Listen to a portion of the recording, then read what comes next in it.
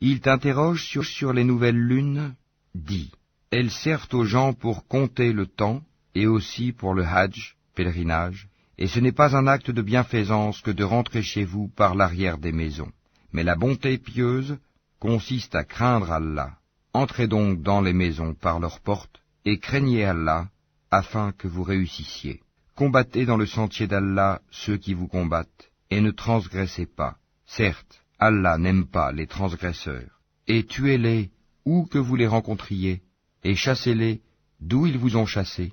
L'association est plus grave que le meurtre. Mais ne les combattez pas près de la mosquée sacrée avant qu'ils ne vous y aient combattu. S'ils vous y combattent, tuez-les donc.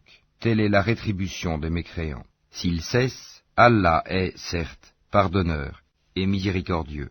Et combattez-les jusqu'à ce qu'il n'y ait plus d'association et que la religion soit entièrement à Allah seul. S'ils cessent, donc plus d'hostilité, sauf contre les injustes. Le mois sacré pour le mois sacré. Le talion s'applique à toute chose sacrée.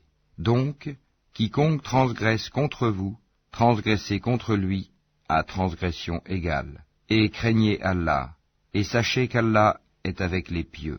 Et dépensez dans le sentier d'Allah, et ne vous jetez pas par vos propres mains dans la destruction, et faites le bien, car Allah aime les bienfaisants.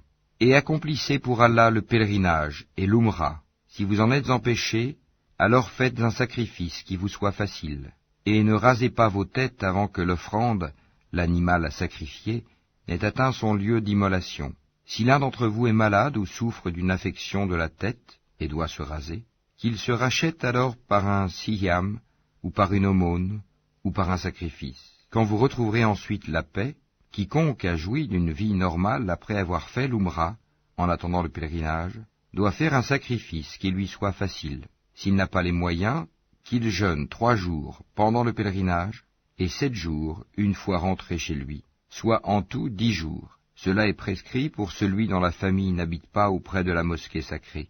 Et craignez Allah, et sachez qu'Allah est dur en punition.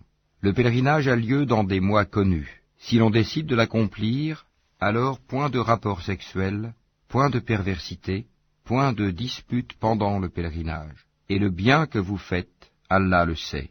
Et prenez vos provisions. Mais vraiment, la meilleure provision est la piété.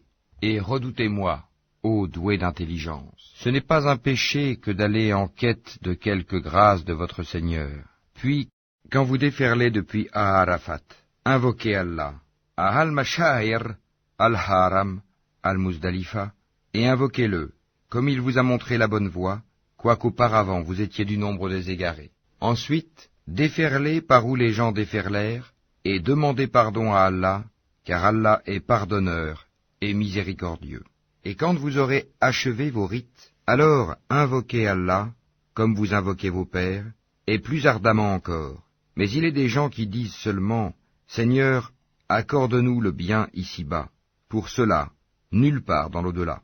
Et il est des gens qui disent, « Seigneur, accorde-nous belle part ici-bas et belle part aussi dans l'au-delà, et protège-nous du châtiment du feu. » Ceux-là auront une part de ce qu'ils auront acquis, et Allah est prompt à faire rendre compte.